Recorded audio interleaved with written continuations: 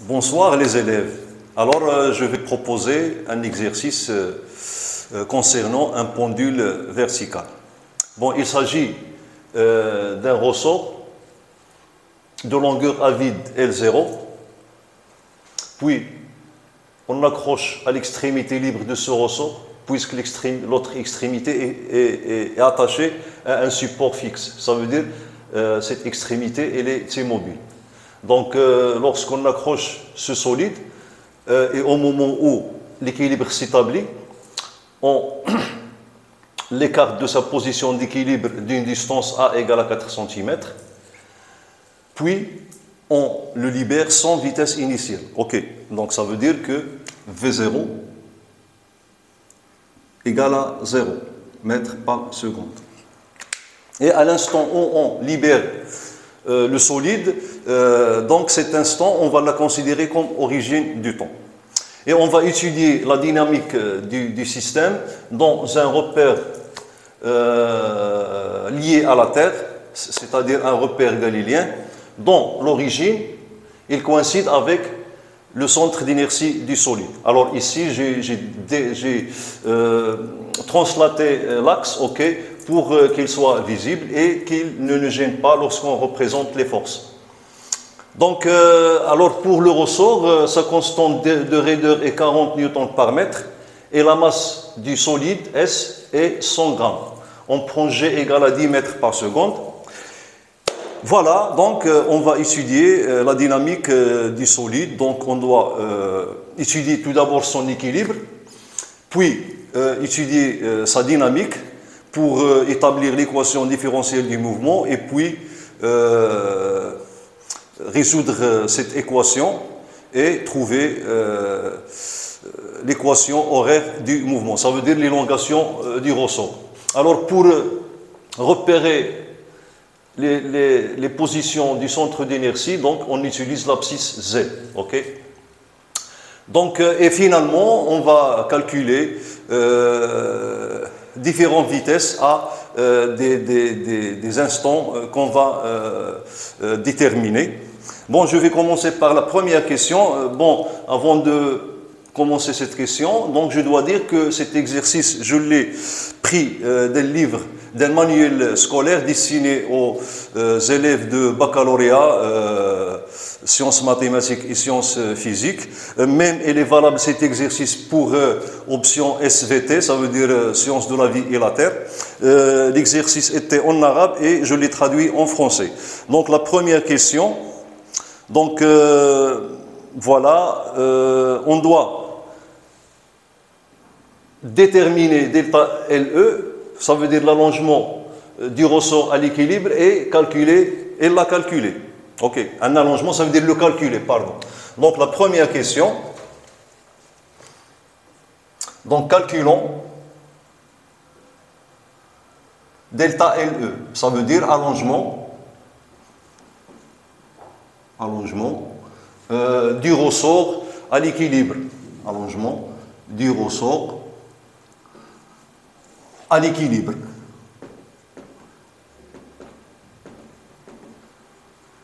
Donc pour ce faire, on doit étudier l'équilibre de S, voilà le corps S, ok, à l'équilibre. Donc,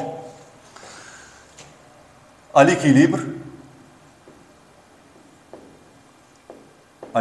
de S, il est semi. Alors toujours, on doit faire l'inventaire des forces. Il est semi A. Donc vous voyez qu'il est soumis à deux forces. Donc on néglige les frottements de l'air, ok. Bon, la première force c'est son poids P, ok, son poids. Et la deuxième force c'est la tension du ressort à l'équilibre que je vais noter par TE. Donc tension du ressort. Bon, c'est pas grave que je vais représenter ces deux forces sur la figure. Bon, voilà le poids P et la tension du ressort qui a pour direction l'axe du ressort. Il est dirigé vers le haut, ok, puisque cette tension, elle tend toujours à, il s'oppose aux déformations du ressort. Donc,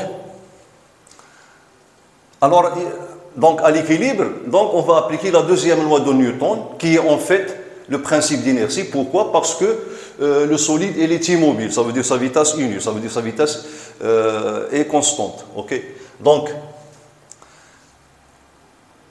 relation d'équilibre. Relation d'équilibre. Okay? Donc, P plus TE égale à, ou bien au vecteur nu. Bon, on va exprimer ces deux forces dans notre repère. Okay? Alors, P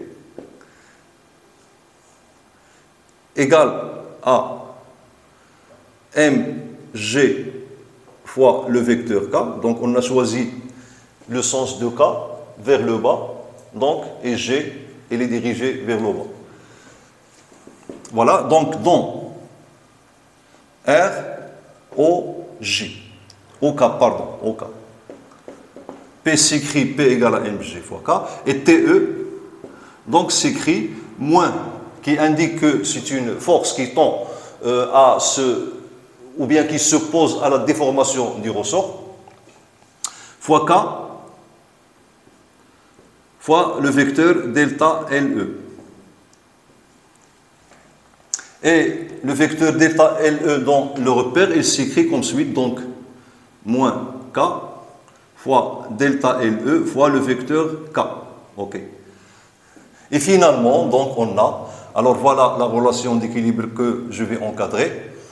Et finalement, on a P, donc c'est mg fois le vecteur k, plus, ou bien moins, pardon, k fois delta LE fois le vecteur k égale à vecteur nul. Et voilà, donc en simplifiant par k, on trouve que mg moins k delta LE donc égale à 0. Donc ça donne finalement delta LE égale à mg divisé par la constante du raideur du ressort k. Voilà. Donc c'est l'expression littérale. Maintenant, on va faire une application numérique pour calculer delta LE parce qu'on nous demande de la calculer. Alors, delta LE égale application numérique, ok. Donc, nous avons M, c'est 0,1 fois G, donc ça va donner 1, divisé par K. K, c'est 40, ok. Donc, on prend une calculatrice, on fixe les calculs, on trouve delta LE égale à, donc, 1 divisé par 40, c'est 0, 10, 0, 100, c'est 2, il nous reste 20, c'est 5. Donc, 2,5 fois 10 à la puissance moins 2 mètres. Okay. Donc, vérifiez cette application numérique. Donc, pour vous, donc, application numérique, delta LE, directement, vous écrivez le résultat que vous trouvez sans remplacer ces différentes grandeurs par leur valeur. Ça, vous le faites au brouillon. Ok, donc, application, après qu'on trouve, chaque fois qu'on trouve l'application littérale, ok, directement, on passe à l'application numérique, on écrit la valeur numérique du résultat, sans passer par le biais de représenter chaque grandeur par sa valeur numérique. Bon, c'est la première question. Bon, la deuxième question, donc on va étudier le solide en mouvement, ça veut dire on va étudier sa dynamique. Et bien sûr, on doit tout d'abord déterminer l'équation l'équation différentielle que vérifie le mouvement du centre d'inertie de G. Donc la deuxième question.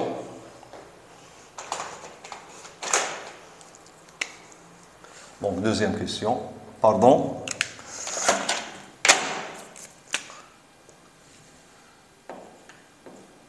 Alors déterminer ou bien établir l'équation différentielle du mouvement. l'équation différentielle du mouvement de G, ok, centre d'inertie de S. Alors les étapes qu'on doit suivre, tout d'abord on doit faire l'inventaire des forces, puis écrire la deuxième loi de Newton dans un repère galiléen. Donc on a déjà choisi notre repère, et puis donc remplacer les forces par leurs expressions dans le repère choisi. Alors tout d'abord, donc je vais écrire que S est soumis à, donc il est toujours soumis à deux poids, sauf cette fois-ci la tension du ressort, c'est une force de rappel qui est variable au cours du temps. Ok. Donc il se met à P son poids qui ne change pas, et T, donc force de rappel. Force de rappel exercée par le ressort. Par le ressort. Alors donc appliquons la deuxième loi de Newton dans le repère R au K. Au K, je dois mentionner toujours qu'il est galiléen. Galiléen, parce qu'il est lié à la Terre. Ok? Donc le repère, on vous le propose, ça veut dire, on énonce, on propose ce repère. Donc, vous n'avez qu'à écrire qu'il est galiléen, okay, parce que la deuxième loi de Newton, toujours, on l'applique dans un repère galiléen. Si le repère n'est pas galiléen, on n'a pas le droit d'appliquer la deuxième loi de Newton. Bon, alors cette deuxième loi nous dit que la somme des forces extérieures exercées sur le solide, sur S, égale à la masse de ce dernier fois l'accélération de son centre d'inertie. Bon, et puisque le corps il est en translation, ok, donc l'accélération de son centre d'inertie et l'accélération de tous les points du solide. Donc voilà, alors sigma des forces extérieures n'est que P plus T, ok, donc égal à M à G. Bon, exprimons ces vecteurs dans le repère, ok. Alors pour P, on a déjà exprimé, donc je vais exprimer maintenant T, la force de rappel, ok. Alors T, donc c'est une force de rappel, est égale à moins K fois le vecteur d'allongement delta L, ok. Alors, et ce vecteur-là, et delta L, donc je dois le décomposer. Donc delta L, voilà delta L, donc égal à vecteur delta LE, plus le vecteur Z fois K, ok, delta LE plus Z fois K, donc plus Z fois le vecteur K, ok, et finalement T égale, ainsi, T égale à, donc moins K, ok, j'ai fixé le produit, moins K delta L, ça veut dire moins K fois delta LE, plus, ou bien moins, pardon, moins K fois Z fois le vecteur K. Voilà.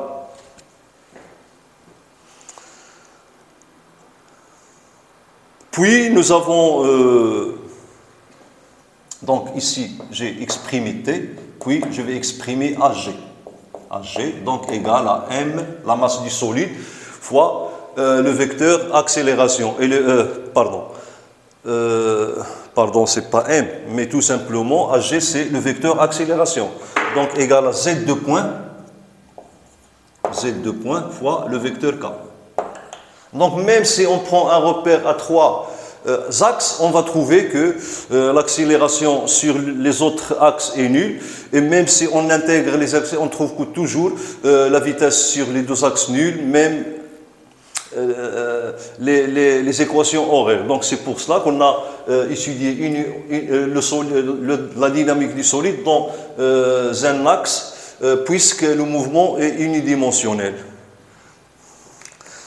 Bon, puis je vais donc remplacer ces expressions dans cette équation, okay, que je vais nommer 1.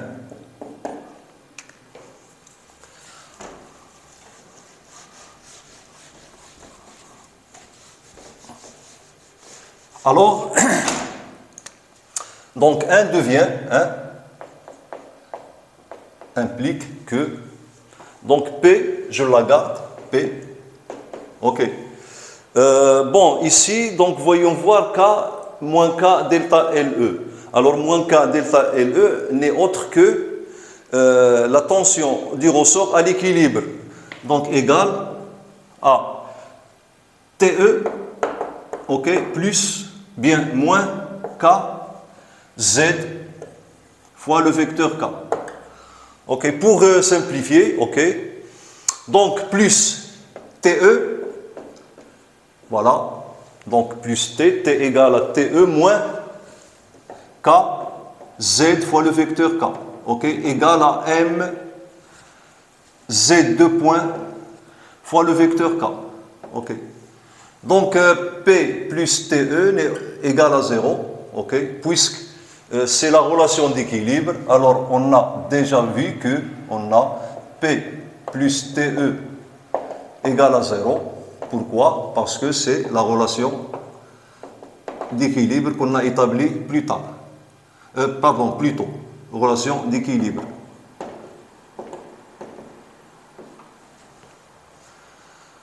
Il me reste quoi? Il me reste moins K, Z fois le vecteur K, ok, égale à M, Z2 points fois le vecteur K, égale à M, Z2 points fois le vecteur K. Donc je vais simplifier par le vecteur K, ok, et je vais ramener ce membre moins KZ ici, donc il devient plus KZ, et j'obtiens M, Z2 points plus KZ égale à 0, et puis je factorise par M, et je trouve finalement, d'où, donc, Z2 points, ok, plus K sur M, Z, égale à 0. Et ainsi, on obtient équation différentielle du mouvement. Donc, équation différentielle du mouvement de G. Alors, la nature de cette équation, donc c'est une équation linéaire. Une équation linéaire, ça veut dire que l'application, c'est une application linéaire. Bon, si ça veut dire si j'applique l'application, ok, par exemple, cette application, par exemple, on va l'appeler A, ok, A de alpha Z, ok, donc égal à la dérivée seconde plus K sur M fois Z, ok, ça va donner alpha Z2 points, ok, plus K sur M Z, alpha, pardon, Z, égale à 0. Ok. Donc, plutôt égal à... Donc, je vais factoriser par alpha. Ok. Ici, Z2 points plus K sur M, Z. Ok. Et je trouve égal à alpha fois l'application. Donc, c'est pour cela qu'on appelle cette équation, est une équation linéaire. Voilà. Donc, j'ai expliqué pourquoi on appelle cette équation linéaire. Et on a l'absence du membre où se trouve V, ça veut dire Z point, puisqu'il n'y a pas de frottement. Ok. Si on ne néglige pas les frottements, ici on va trouver un membre d'un coefficient alpha multiplié par Z point. Mais puisqu'il n'y a pas de frottement, donc on obtient cette équation qui est linéaire. Alors, donc, la question suivante est la résolution de cette équation. Donc, la question 2, ici maintenant la question 3. Établir l'équation horaire du mouvement. Ou bien l'équation horaire n'est autre que l'allongement, pardon, l'élongation du ressort. Z, l'élongation du ressort. Ok. Donc soit l'équation horaire, ou bien de ce cas, on l'appelle l'équation horaire, c'est l'élongation du ressort. Bon, puisque donc cette équation différentielle est linéaire, alors sa solution est évidente, c'est une solution sinusoïdale. Ok. Donc la solution de, donc je vais appeler 2, est une fonction sinusoïdale de la forme z de t égale à zm. Donc on a vu ça. Alors vous voyez que soit le pendule élastique vertical ou bien horizontal, on trouve la même équation. Ça veut dire quoi? Ça veut dire que le poids, ok, n'a aucune contribution sur les oscillations du solide. Ok. Bon, le poids, voilà P. Ok. Et voilà la force de rappel. Pardon, ici la force de rappel, son point d'application, ok, c'est le point de contact entre le ressort et le solide. Ok. Donc voilà la force de rappel. Ok. Donc il a la même direction que l'axe du ressort T. Donc T n'a aucun effet sur les oscillations du ressort. Donc on a la même équation différentielle que dans le cas de l'oscillateur soit horizontal ou bien vertical. Donc Zm, la solution qu'on a vue, c'est toujours cette forme d'équation différentielle, admet toujours cette forme de solution. Zm fois cosinus de 2pi sur T0, T plus phi. Et je dois expliquer ce que ça veut dire T0. Ok. Zm et phi. Alors T0 n'est autre que la période propre de l'oscillateur ou bien du pendule, tandis que Zm est alpha, pardon, phi c'est pas alpha, ok, j'ai mis phi, on peut mettre alpha si vous voulez. Zm et phi sont des constantes, bien sûr à déterminer. On a vu donc pour déterminer T0, il suffit que cette fonction vérifie l'équation différentielle. Et pour déterminer Zm et phi, donc on doit voir les conditions initiales. C'est à partir des conditions initiales qu'on détermine Zm et phi. Donc commençons par déterminer T0, ok. Donc si vous avez bien révisé votre cours, vous pouvez donc déterminer T0 parce que c'est la même technique qu'on utilise chaque fois qu'on a des équations, des solutions à des équations différentielles. On a vu ça en nucléaire, on a vu ça en électricité, ok. Et maintenant, on voit ce forme de résolution ou bien de trouver les constantes dans la mécanique. Alors, je vais continuer ici.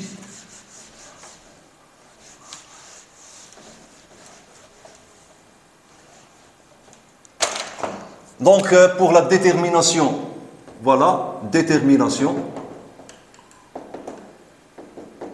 de T0. Et T0, on l'a appelé période propre. Pourquoi? Parce qu'il ne dépend que des caractéristiques du pendule, ok, et des fois, il dépend du champ de pesanteur.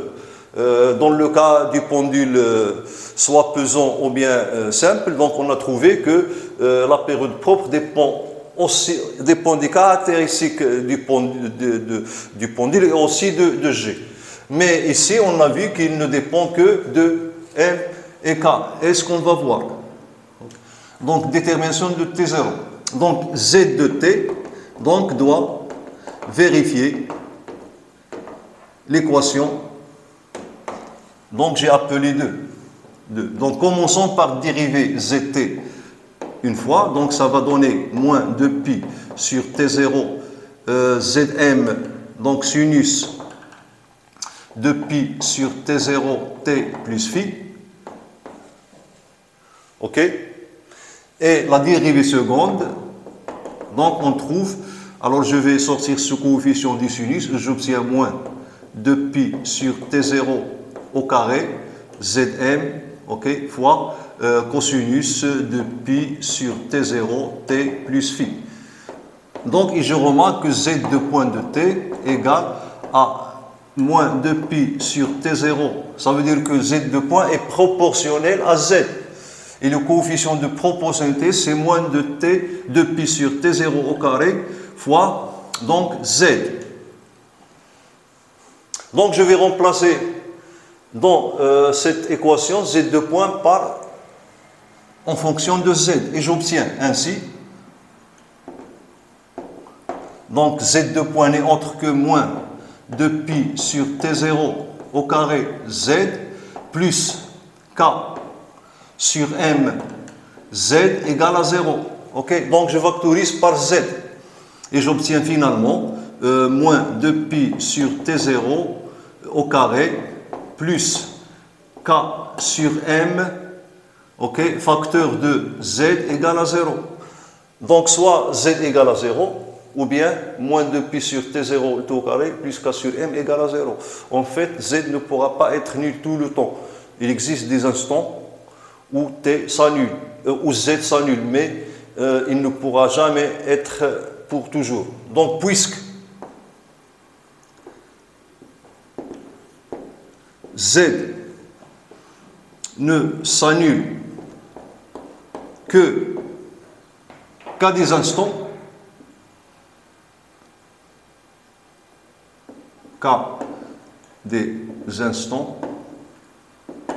ne s'annule qu'à des instants. Ça veut dire qu'il ne s'annule pas toujours, ok, puisque si z elle est nulle, donc le solide ne fluctue aucune oscillation.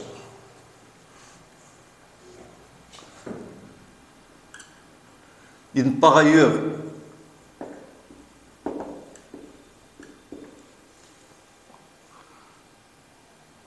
ailleurs, z est différent de 0. Alors la solution admise, donc, moins 2pi sur t0 au carré, okay, plus k sur m doit être égal à 0.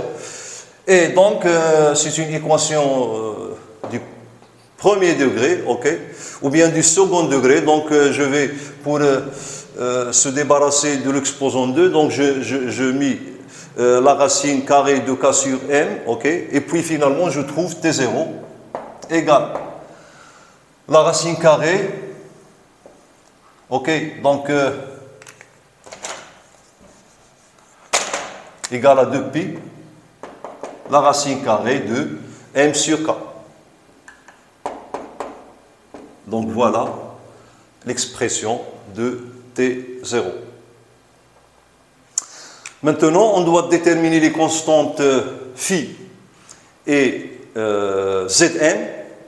Donc pour cela, on doit avoir recours aux conditions initiales. Voilà, première étoile. Donc on l'a consacré à déterminer T0. Deuxième étoile, on doit déterminer Zm et phi. Et pour cela, on doit voir les conditions initiales. OK.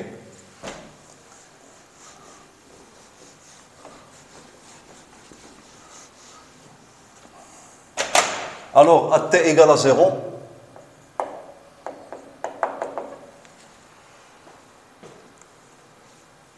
donc on a Z0 égale à Zm fois A cosinus phi. Ok, lorsque je prends t égale à t0, donc donc t égale à 0, ça veut dire que 2pi sur t0 fois t égale à 0, il me reste cosinus phi, donc égal à A. Et A, on a dit qu'il est positif. Voilà la première. Deuxième condition, donc on a V0 égale à 0. V0 égale à Z.0 égale à 0. Donc, implique que... Donc, je vais mettre dans... On a déjà calculé Z point. Voilà, donc Z point, ici je mets 0, il me reste moins 2pi sur T0 Zm sinus phi.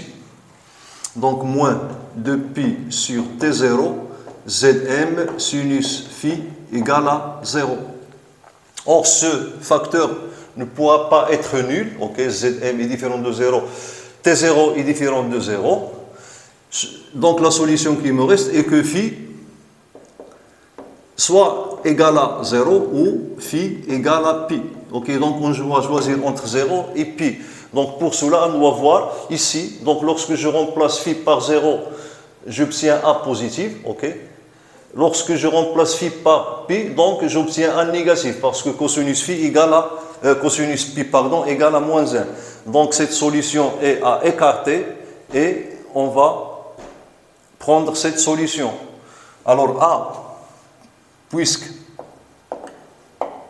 A est positif, alors phi égale à 0. Ainsi, phi égale à 0 et Zm, ok, ici, donc ça va donner Zm égale à... Bon, pardon, ici, il n'y a plus de A. Ok, Zm cosinus phi directement, parce qu'on n'a pas de A, ok. Donc Zm égale à A. Et ainsi, d'où, ou bien par la suite, d'où Z de T égale à A cosinus de pi. Alors, de pi sur T0.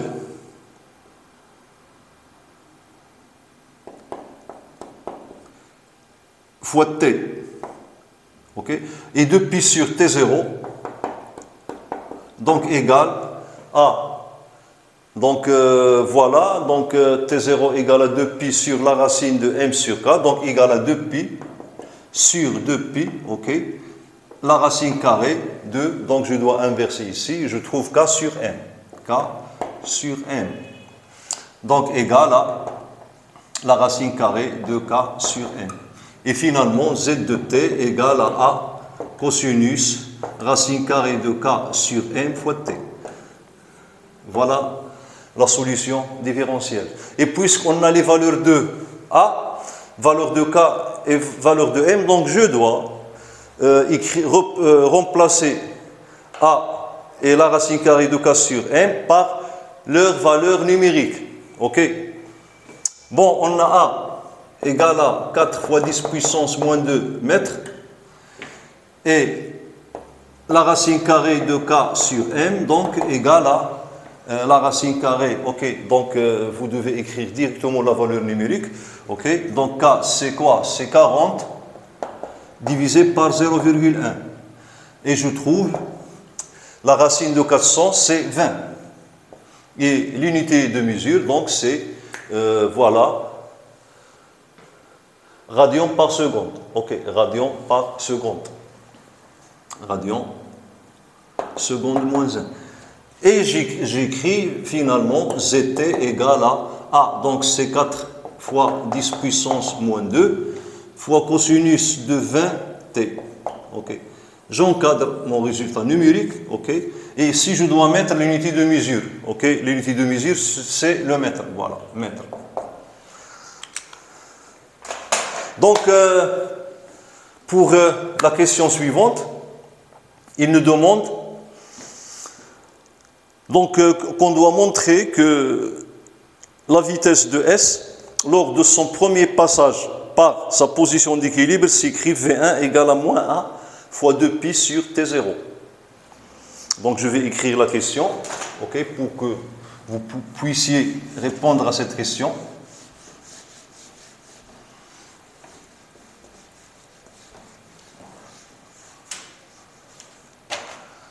Donc alors, je pense, on a, la première question, c'est l'étude d'équilibre. Deuxième question, l'équation divergente. Donc, c'est quatrième question. Montrer que la vitesse de S,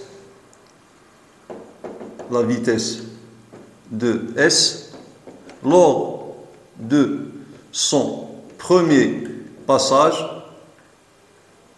par sa position d'équilibre s'écrit V1 égale moins A de pi sur T0, moins A de pi sur T0. Puis, calculer V1. OK? Alors, essayez de trouver l'astuce que vous utilisez pour répondre à cette question. Bon, je vais effacer cette partie-là.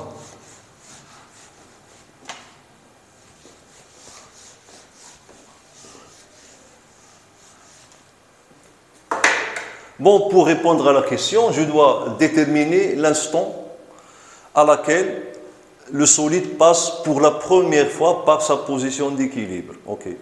Donc, sur le schéma, ou bien sur la figure, donc on a ici quoi? Donc, lorsqu'on écarte S pour la première fois, il va passer par sa position d'équilibre, OK? Puis, il va prendre l'élongation minimale, sa vitesse s'annule, puis il descend, il va passer une deuxième fois par sa position d'équilibre jusqu'à ce que son élongation soit maximale. Ça veut dire que lors d'une oscillation, va et vient, il passe deux fois par sa position d'équilibre. Donc nous, on va chercher l'instant à laquelle il a passé pour la première fois et non pas pour la deuxième fois. Ça veut dire en montant, ce n'est pas en descendant. Et on voit que une oscillation dure T0. Ça veut dire un temps qui est égal à la période propre, T0. Donc une demi-oscillation dure T0 sur 2. Et lorsque le solide passe par la première fois par sa position d'équilibre, donc il aura effectué un quart de l'oscillation. Okay? Ça veut dire que l'instant correspondant est T0 sur 4. Ça veut dire à T0 sur 4, il passe par la première fois par sa position d'équilibre. Parce que T0 sur 4 correspond à un quart de l'oscillation. On pourra voir ça sur la représentation des variations de l'élongation pendant une période. Donc je vais ici représenter. Alors tout d'abord, on doit déterminer l'instant à laquelle le solide a passé pour la première fois par sa position d'équilibre. Et lorsqu'on trouve cet instant, on va l'appliquer à la vitesse, à l'équation de la vitesse pour calculer ou bien pour montrer cette relation. Okay? Et puis on va calculer V1. Bon, donc voilà la représentation graphique des variations de Z, de T en fonction du temps. Okay? Bon, donc l'élongation varie entre l'amplitude A et moins A. OK. Donc ici, je dois avoir même distance. Voilà. Voilà, moins A.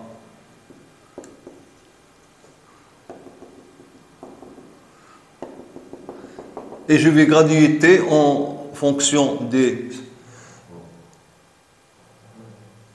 divisions de T. Alors ici, j'ai T0 sur 4.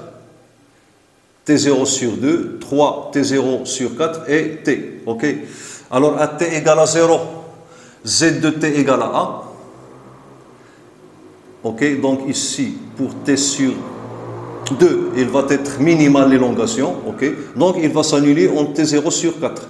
Voilà. Et puis, donc, après une période, ZT va être égal à l'élongation, pardon, à l'amplitude A. OK. Donc, voilà. Voilà. OK. Et ainsi de suite, le mouvement, donc ce motif va se répéter chaque période. Ici, nous avons T0, ici 3 T0 sur 4, T0 sur 2 et T0 sur 4. OK. Alors, lorsque le solide passe par sa position d'équilibre, Z égale à 0. Et on voit au cours d'une période, Z prend 2 fois la valeur 0. Cette première valeur et cette deuxième valeur. Mais nous, on s'intéresse à la première valeur, ça veut dire T0 sur 4. Ok. Donc, Z, ou bien, je peux écrire que Z égale à 0, ok, pour T égale à T0 sur 4 et T1 et T2 égale à 3 T0 sur 4. Ok.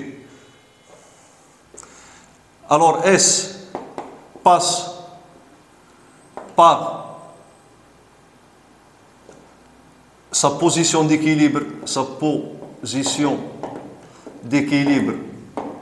ok, d'abscisse Z égale à 0 pour la première fois à T1 et non pas à T2. T2, donc, c'est la deuxième fois au cours d'une période. Alors, donc, je vais remplacer le temps par T1 dans l'équation de vitesse. Donc, d'où, ou bien, alors, V1 égale à moins 2pi sur T0 fois Zm, ok, pardon. Alors, Zm égale à A fois A, ok, cosinus, ou bien sinus, 2pi sur T0, et je remplace T par T1. T1, c'est T0 sur 4 fois T0 sur 4. Okay. Alors, pourquoi j'ai pris j'ai pas pris l'équation de la vitesse numériquement? Ça veut dire ici, je dois remplacer par la valeur numérique de pi sur T0 fois A, parce qu'on nous demande de montrer ça. Okay. Donc, je dois prendre cette équation et non pas l'équation numérique. Okay. Bon, finalement, j'aurai donc moins 2pi sur T0 fois A, et sinus de pi sur T0, donc je simplifie par T0. Ici, je simplifie par 2, et il me reste sinus pi sur 2. Et on sait que sinus pi sur 2 égale à 1. Ok? Donc, V1 égale à moins 2pi sur T0 fois A. Et voilà la relation qu'on nous demande, moins A de pi sur T0. Voilà. Donc maintenant, on doit calculer V1, application numérique, V1 égale. Alors déjà, on a calculé 2pi sur T0, ça a donné 20, ok. Donc moins 20 multiplié par A, donc c'est 4 fois 10 puissance moins 2. Ok, et finalement, je trouve 80, moins 80 fois 10 puissance moins 2, ça veut dire moins 0,8 mètres par seconde. Ok. Alors, pour les valeurs numériques, donc, vérifie toujours ces valeurs numériques. Ok, je peux me tromper. Bon, la dernière question. Calculer la vitesse de S lorsque son abscisse est Z égale à A sur 2. Ok. Donc, la question 5. Calculer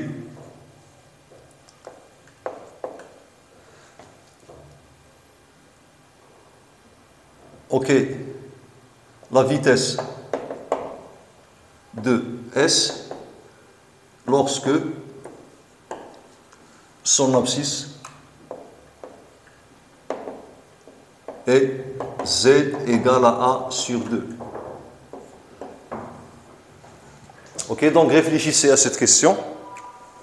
Donc toujours, vous devez suivre cette méthode, ça veut dire déterminer l'instant ou les instants où S prend, ou bien la position du centre d'inertie de G prend cette abscisse. Ok. Alors, lorsque je dis son abscisse, ça veut dire l'abscisse du centre d'inertie G, parce que G, il représente le solide. Ok.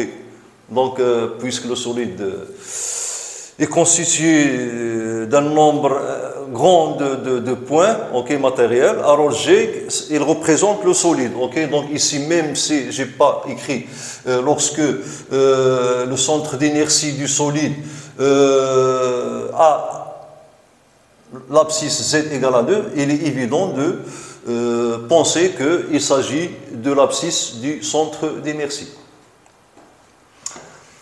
Bon, donc sur la figure, alors au cours du temps, ok,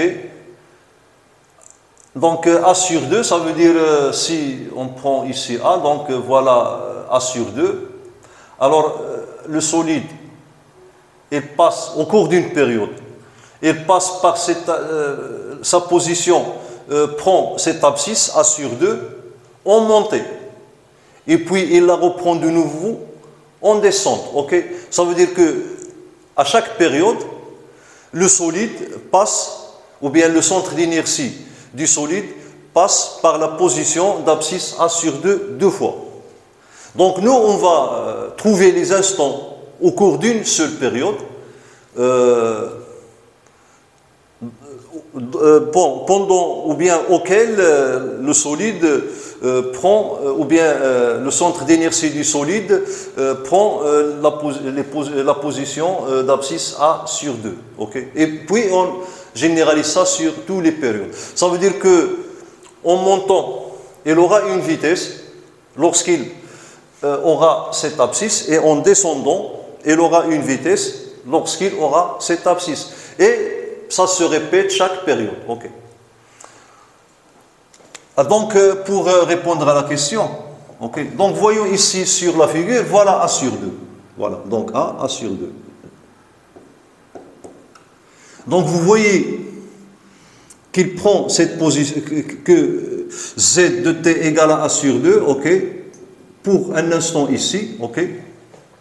Et puis donc voilà, le solide continue son oscillation, ok, jusqu'à ce qu'il se retrouve, ou bien son centre d'inertie se trouve à la même abscisse qui est, donc voilà l'autre instant. Donc on va déterminer ces deux instants. On va appeler cet instant T1 et cet instant T2. Et vous voyez ici que l'amplitude, ou bien l'élongation, lorsqu'il passe par A2, l'abscisse A2, l'amplitude diminue. Ok. Donc, ça veut dire, ok, diminue, ça veut dire à la montée. Et à l'instant T2, lorsqu'il passe par la position d'abscisse A sur 2, l'amplitude augmente, ça veut dire à la descente. Ok. Bon, déterminons les instants auxquels G A, bon, A, le verbe avoir, à l'abscisse, Z égale à A sur 2. Donc tout simplement, donc, je vais exprimer Z en fonction de T, ça veut dire que Z égale à A cosinus de 2pi sur T0 fois T plus phi, ok, égale, pardon, phi déjà égale à 0,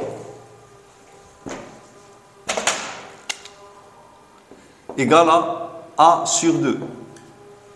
Donc je simplifie par A et je trouve que cosinus donc implique que cosinus de pi sur T0 fois T, ok, égale à 1/2. Et on sait bien que cosinus de soit de 60 degrés, ok, ou bien moins 60 degrés égale à 1/2. Donc 60 degrés c'est pi sur 3, ok, 180 divisé par 3 ça donne 60, ok. Donc implique que, donc égal à cosinus de moins plus pi sur 3, ok, c'est 60 degrés, ok. Donc ça implique que T1 égale à pi sur 3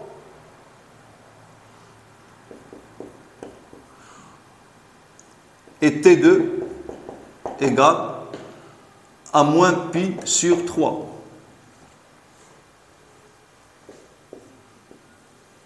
Donc voilà les instants auxquels la position du centre d'inertie a cette abscisse, A sur 2. Donc je dois, dans l'équation de la vitesse, remplacer T pour T1 pour trouver la première vitesse et remplacer T par T2 pour trouver la deuxième vitesse. OK. Donc voilà, donc je vais continuer ici.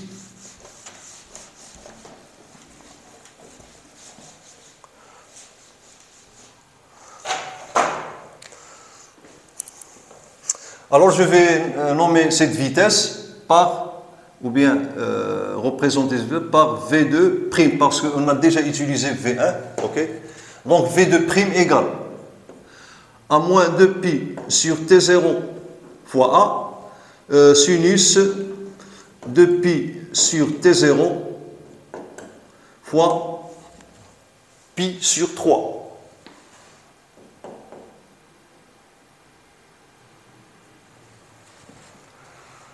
Ok. Bon, pi sur 3. Donc ici, donc on a